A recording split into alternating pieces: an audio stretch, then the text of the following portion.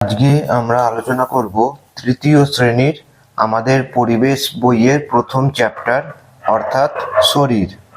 দেখো, প্রথমেই আছে রোজ বিকেলে নানা খেলা। এখান থেকে কি কি প্রশ্ন আসতে পারে সেগুলো দেখো। একটা কথা আছে যে হেলথ ইজ ওয়েলথ, অর্থাৎ স্বাস্থ্যই সম্পদ।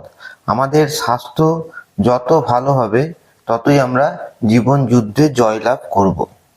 পুষ্টিকর খাদ্য, ব্যায়াম এবং কিছু খেলাধুলার মাধ্যমে আমরা সুন্দর স্বাস্থ্যের অধিকারী হতে পারি।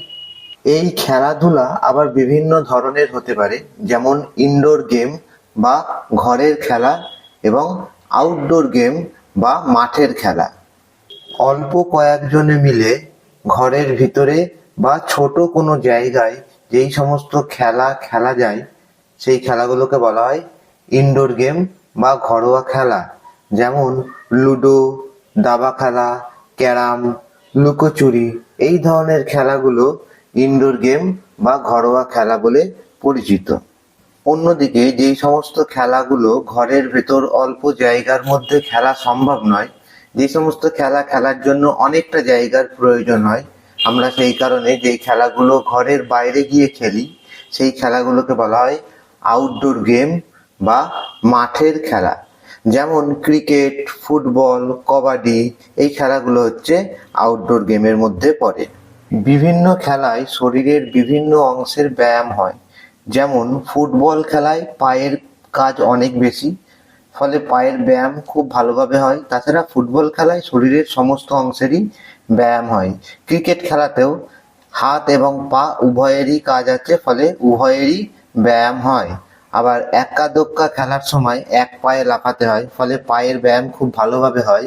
অন্যদিকে লুকোচুরি খেলার সময় ছুটতে হয়, ফলে লুকোচুরি খেলাতে হাত এবং পা উভয়েরই কাজ হয় এবং ব্যায়াম হয়। স্কিপিং করার সময় আমাদের সমস্ত অঙ্গেরই কিন্তু কাজ হয়, যথা পা, আঙুল, কবজি, কনুই, কাঁধ, ফলে এই সমস্তের ব্যায়াম কিন্তু তখন হয়ে যায়। প্রথম ছবিটা দেখো, এখানে একটা হাতের ছবি আছে। এই হাতের সাহায্যে আমরা কাউকে ডাকতে পারি বা সংকেত দিতে পারি বা কাউকে কিছু ধরতে পারি। এবার পরের ছবিটা আঙুলের ছবি আছে। এই ছবিতে এই আঙুলের সাহায্যে আমরা লিখতে পারি বা ছবি আঁকতে পারি অথবা কোনো সূক্ষ্ম জিনিস ধরতে পারি এবং সূচে সুতো পরানো যায় আঙুলের সাহায্যে। পরের ছবিটা দেখো, কবজির ছবি আছে। এই কবজির সাহায্যে আমরা আমাদের হাতকে ইচ্ছে মতো ঘোরাতে পারি। পরের ছবিটা দেখো, এইভাবে আমরা কিন্তু সাইকেল ও মোটর সাইকেলের হাতল ধরতে পারি। তাছাড়া দরজার হাতল ধরে দরজা খুলতে এবং বন্ধ করতে পারি। পরের ছবিটা কনুইয়ের ছবি আছে। এই কনুইয়ের সাহায্যে আমরা হাতকে বিভিন্নভাবে ভাঁজ করতে পারি। নেক্সট ছবিটা হচ্ছে পায়ের ছবি। পায়ের সাহায্যে আমরা সহজেই চলাচল করতে পারি। তারপরের ছবিটা দেখো, এর সাহায্যে আমরা দাঁড়াতে পারি বা হাঁটতে পারি এবং ছুটতে পারি। লাস্ট যে ছবিটা আছে সেটা হচ্ছে গোড়ালি। এই গোড়ালির সাহায্যে আমরা সাইকেল বা মোটর সাইকেল চালাতে পারি, মোটর সাইকেলে স্ট্যান্ড করতে পারি, ইত্যাদি কাজ আমরা করে থাকতে পারি। এবার আমরা বিভিন্ন খেলার নাম জানবো আর কোন খেলায় কতজন খেলোয়াড় প্রয়োজন সেটাও জানবো। যেমন দেখো, ফুটবল, হকি এই খেলাতে 11 জন দরকার। ক্রিকেট খেলাতেও কিন্তু 11 জন খেলোয়াড় প্রয়োজন। ভলিবল খেলায় দরকার 6 জন আর কবাডি খেলায় 7 জন খেলোয়াড় প্রয়োজন। এবার এখান থেকে কিছু প্রশ্নের উত্তর জানবো আমরা। যেমন ধরো, পায়ের কাজ অনেক বেশি এমন একটি খেলার নাম লেখো। এটা হবে ফুটবল।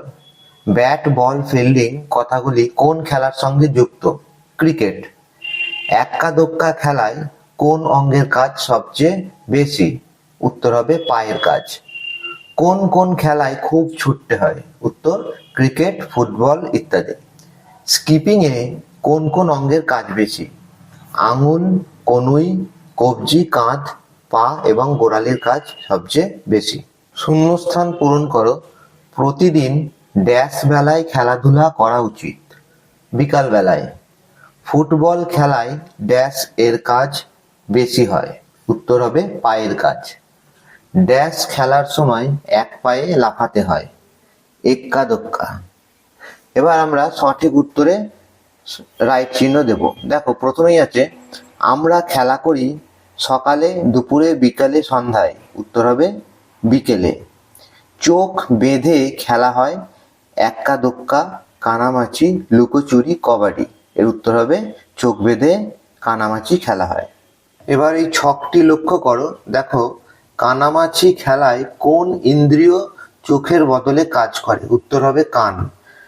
যদি প্রশ্ন আসে যে আর কি নতুন নিয়মে কানামাছি খেলা যায়, সেই ক্ষেত্রে লিখবে যে যে কানামাছি হবে এই ক্ষেত্রে তার চোখ বাঁধা থাকবে, আর অপর একজন এসে চুপি চুপি কোনো রকম মুখে আওয়াজ না করে তার গায়ে স্পর্শ করে বা তাকে ছুঁয়ে সরে যাবে। কানামাছিকে স্পর্শের অনুভূতি নিয়ে বলতে হবে যে কে তাকে স্পর্শ করলো বা ছুঁয়ে চলে গেল। কানামাছি যদি সঠিক বলে সেই ক্ষেত্রে যাকে স্পর্শ করে ধরা, মানে যে স্পর্শ করে চলে গেছিল সে আউট হয়ে যাবে এবং তখন তাকে কানামাছি হতে হবে। এই নতুন নিয়মে কোন ইন্দ্রিয়টা চোখের বদলে কাজ করে? উত্তর হবে কান। কান নয়, ত্বক। কারণ স্পর্শ অনুভূতি নিয়ে তাকে বলতে হবে যে কে স্পর্শ করেছে।